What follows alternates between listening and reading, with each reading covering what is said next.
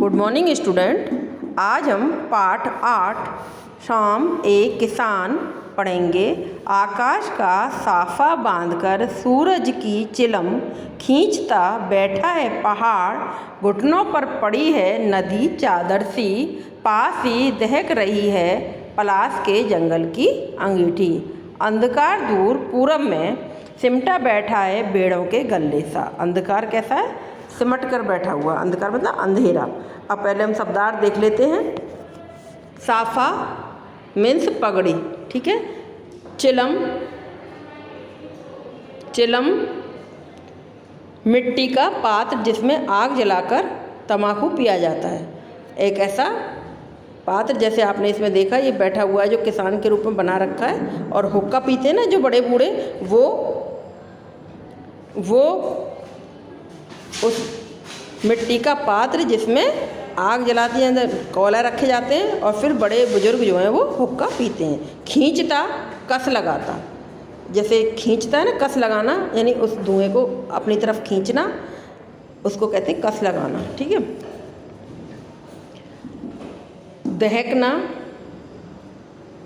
चिलम खींचता, चिलम खींचता कस लगाता है, खींच रहा है।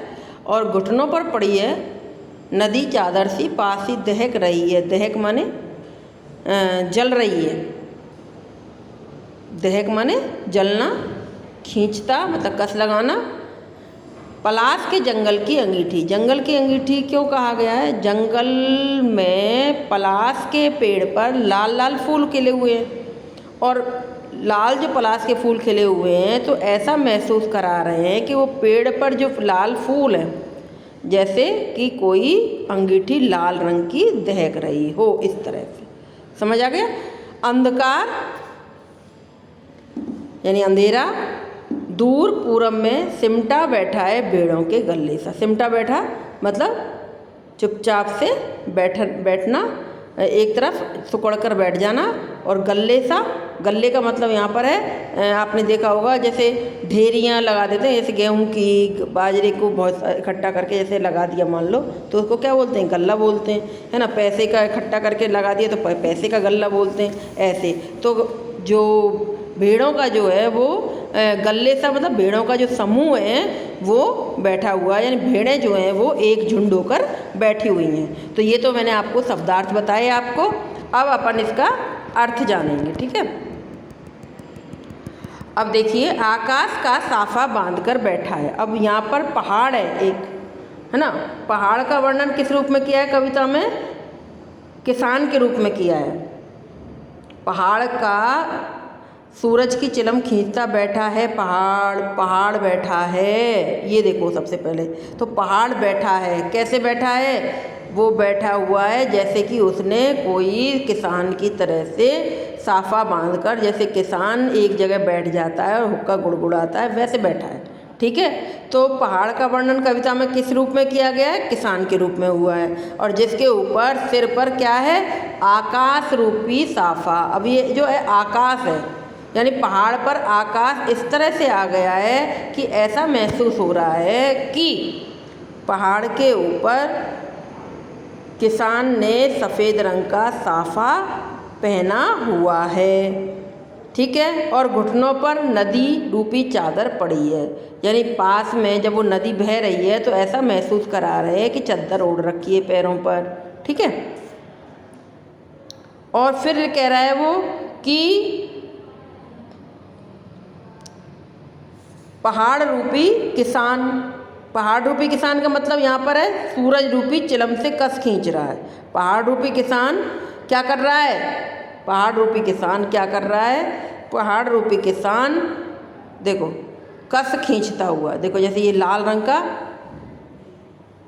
ये, और ऐसा महसूस कर रहा है कि ये जो किसान है वो हुक्के से कस खींच रहा है, जैसे हुक्का हो, इस तरह से हुक्का होता है ना, ऐसे ये बना हुआ, तो वो कस खींच रहा है, ठीक है। तो ऐसे ये इस तरह से, अब ये लाल रंग का हो गया और इस तरह से। तो कहने का मतलब है प्रकृति के बारे में कवि ने ये वर्णन किया है कि प्रकृति किस तरह से ऐसा महसूस करा रही है कि यहाँ पर कोई किसान थका मांदा बैठा है अपने घर जाकर और वो हुक्का गुड़गुड़ा रहा है। चारपाई पर बैठकर हुक्का गुड़गुड़ाता है ना, जैसे किसान शाम के समय पे, वैसे ही ऐसी प्रकृति की व्यवस्था की गई है कि शाम को प्रकृति की व्यवस्था ऐसी हो गई है। तो कवि ने इसका फ़ायदा उठाते हुए, यानी कवि ने अपनी रचना को इस तरह से प्रस्तुत किया है हमारे सामने कि हम सोचने को मजबूर हो जाएं, एक रूपक मतलब एक रूप धारण करके मन में कि हाँ ऐसा पहाड़ जो है वो किसान बैठा हुआ है, नदी बह रही है जो चद्दर ओढ़ रखी है और उसने साफा पहन रखा है, फिर वो चिलम गुड़गुड़ा, हाँ वो जो चिलम है वो कस खींच रहा है ना, वो पी रहा है कस। तो इस तरह से इस जो कविता है इसका मानवीकरण सा करते हुए कवि ने रूपक रूप में इसका वर्णन किया है। यानी आकाश रूपी साफा, ठीक है, वो आकाश रूपी साफा और बादल रूपी क्या है, पगड़ी बना दी इसने, है ना, नीचे नदी रूपी क्या बन दी, चद्दर बना दी इसने इस तरह से। तो ये सब क्या बना रहे हैं, ये सब ऐसा महसूस करा रहे हैं कि प्रकृति जो है वो एक मानवीकरण रूप में, यानी मानव के रूप में आके हमारे सामने प्रस्तुत हो गई है और हम उसका ऐसा महसूस कर रहे हैं, ऐसा जान रहे हैं। तो इस तरह से ये कविता आपकी लिखी हुई है। तो इसका अर्थ समझ लें हम।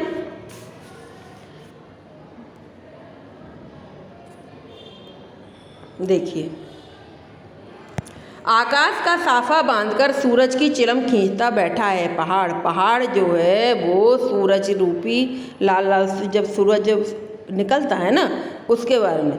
तो कवि जो है पहाड़ रूपी किसान आकाश रूपी साफा सिर पर बांधकर बैठा है और डूबता हुआ लाल सूरज उगता है तो कैसा होता है, सुबह हल्का सा लाल होता है, फिर उगता हुआ सूरज जो होता है वो चमक लिए होता है, वाइट कलर की, है ना, धूप लिए होता है, इसलिए वो चमकता है तेज़ी से। लेकिन जब छुपता है सूरज तो लाल रंग का सा हो जाता है और धीरे धीरे पहाड़ों के पीछे जाकर छुप जाता है।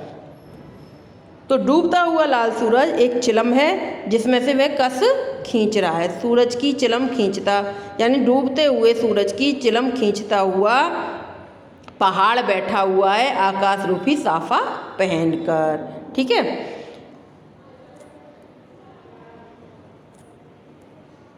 घुटनों पर पड़ी है नदी चादर सी, घुटनों पर नदी जो है वो चादर रूप में पड़ी हुई है।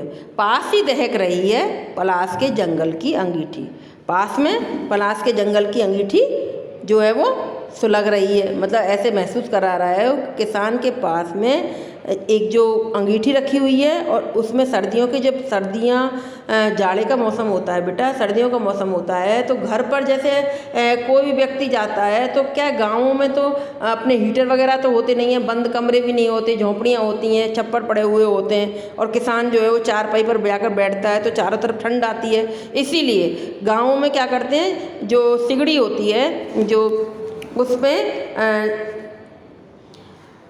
कोयला जला देते हैं, लकड़ियाँ जला देते हैं और उसमें जो है वो कोई भी व्यक्ति गर्माहट पाता रहता है, जब तक वो सोता नहीं है तब तक वो उसके आसपास, वहाँ चारपाई के आसपास जलती रहती है।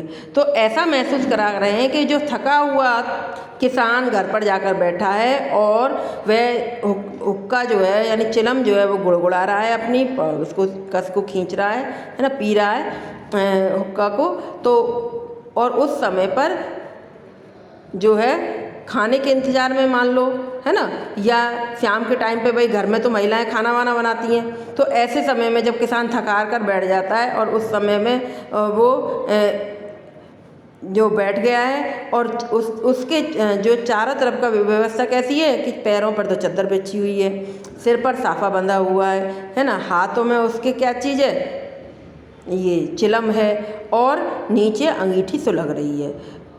अब ये चीज़ हमने कैसे महसूस करी, रूपक के रूप में, यानी हमने ऐसा माना, लेकिन हकीकत में क्या है, हकीकत में पहाड़ के ऊपर बादल आ गए हैं, नदी पहाड़ के नीचे से बह रही है, सूरज डूबता हुआ पहाड़ के पास ऐसा महसूस करा रहा है। तीसरी बात, जंगल में जो पेड़ जो होते हैं वो पलाश के जो पेड़ होते हैं काफ़ी बड़े होते हैं, लेकिन पहाड़ के नीचे तलहटी में उगते हैं वो, और जब वो वहाँ तक आ जाते हैं, कहाँ तक, पहाड़ तक, है ना, बड़े होकर। तो और उसके ऊपर लाल लाल जो फूल खिल रहे हैं, तो ऐसी स्थिति में क्या लग रहा है कि पास में अंगीठी, पहाड़ के पास में अंगीठी जल रही है, यानी लाल लाल फूल दिखाई दे रहे हैं। अंधकार दूर पूरब में, और धीरे धीरे पूरब दिशा में से अंधकार जो है वो, क्योंकि सूरज जैसे जैसे वो होता है ना, छुपता है, तो अंधकार का आगमन होता जाता है। तो शाम के समय आपने देखा होगा कि जैसे जैसे सूरज डूबता जाता है और धीरे धीरे अंधकार चारों तरफ फैलने लगता है, तो अंधकार जो है वो पूरब दिशा से आगे बढ़ता हुआ सा नज़र आ रहा है और सिमटा बैठा है बेड़ों के गले सा, और ऐसा महसूस करा रहा है कि उस जो उजाला था वो जो है वो सिमटता जा रहा है, ख़त्म होता जा रहा है, और अंधकार जो है वो बढ़ता जा रहा है। तो पूरब दिशा में अंधकार भेड़ों के समूह के समान सिकुड़ता हुआ सा बैठा है, यानी धीरे धीरे, जैसे कि एक किसान अपनी भेड़ों को लाकर जब वहाँ बाड़े में छोड़ देता है, तो सारी भेड़ें ठंड के कारण एक दूसरे के ऊपर सिर रख कर मतलब बैठ जाती हैं सोने के लिए, तो वो एक गले से में सिमट जाती हैं। बहुत सारी भेड़ें कहाँ आ जाती हैं, एक समूह में इकट्ठी हो जाती हैं। क्यों? क्योंकि वो एक दूसरे को सर्दी से बचाती हैं। तो इस तरह से अंधकार भी सिमट कर बैठा हुआ है। तो ये आपका पहला जो है पैराग्राफ ये पूरा हुआ आपका कविता का। अब हम दूसरा पैराग्राफ पढ़ेंगे, ठीक है। ये देखिए, अचानक बोला मोर, जैसे किसी ने आवाज़ दी, सुनते हो? चिलम औंधी, धुआं उठा, सूरज डूबा, अंधेरा छा गया। अब चूंकि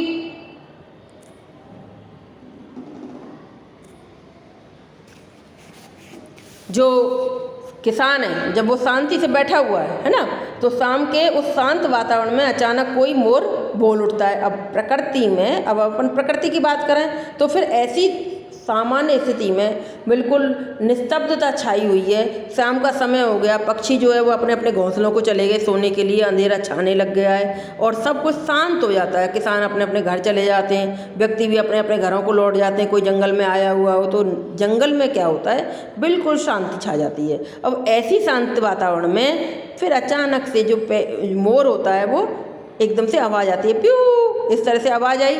अब उसमें क्या हो रहा है, मोर बोल उठा और उसकी आवाज़ ऐसी लगी जैसे कोई कह रहा हो, सुनते हो, मतलब जैसे अब किसान अपनी पत्नी को बोल रहा हो, सुनती हो, है ना। और फिर वो हाँ ठीक है भाई, खाना वाना बन गया या कुछ है, खाना खा रहे हैं या कुछ खा रहे हैं। फिर उसके बाद में क्या होता है, रात का समय हो जाता है, चिलम औंधी हो जाती है, किसान थक हार के सो जाता है, तो चिलम क्या हो गई, औंधी हो गई। धुआं उठा थोड़ा सा, वो भी डूब गया और नहीं ख़त्म हो गया, और सूरज जो है वो डूबता चला गया और गहन अंधकार छा गया। तो इस तरह से प्रकृति में क्या हो रहा है कि जो सूरज है वो बिल्कुल ख़त्म हो गया, तो चिलमौंधी मतलब सूरज जो चला गया, तो अंधकार बिल्कुल अब पूरी तरह से आ गया। धुआं उठा मतलब ऐसा महसूस हुआ, है ना, हल्का सा कहीं कोई बाँस वगैरह जैसी उठी हो, और फिर सूरज तो पूरा डूब ही चुका है और फिर अंधेरा छा जाता है। तो वही चीज़ यहाँ आ रही है कि उसकी मोर की आवाज़ कैसी लगी, जैसे कोई कह रहा हो, सुनते हो। उसके बाद ही सूरज रूपी चिलम जो है, सूरज रूपी रूपक के रूप में माना गया है, सूरज रूपी चिलम उलट गई, सूरज डूब गया, उल्टी चिलम से धुआं सा उठा, अर्थात सूरज के डूबने पर कुछ धुंधलापन छा गया और फिर अंधेरा हो गया।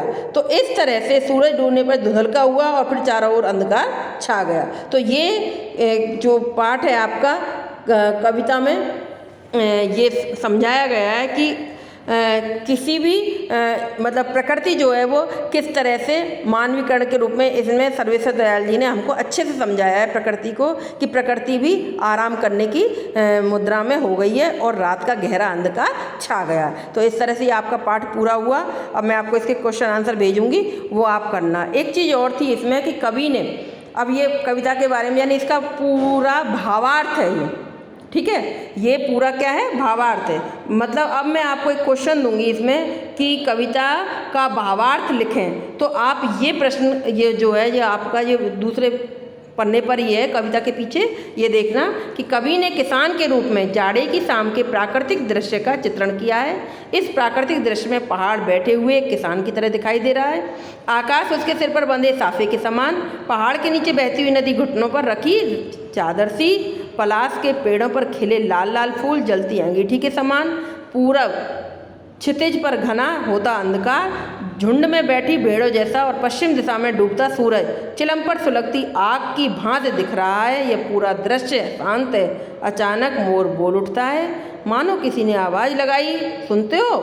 इसके बाद यह दृश्य घटना में बदल जाता है। चिलम उलट जाती है, आग बुझ जाती है, धुआं उठने लगता है और सूरज डूब जाता है। शाम ढल जाती है और रात का अंधेरा छा जाता है। तो ये इस तरह से एक प्रश्न आएगा आपका कि कविता का भावार्थ अपने शब्दों में लिखो, या इस कविता का आशय क्या है, या फिर इसी तरह से ये कविता के द्वारा कवि क्या संदेश देना चाहता है। तो किसी भी प्रकार का ये इस तरह का कोई क्वेश्चन आए, है ना, कि या फिर ऐसे भी आ सकता है इस कविता में कवि ने शाम को किसान के रूप में किस प्रकार चित्रित किया है, ये प्रश्न भी आ सकता है। तो आप ये वाला आंसर लिखेंगे, ठीक है, ये आपका है।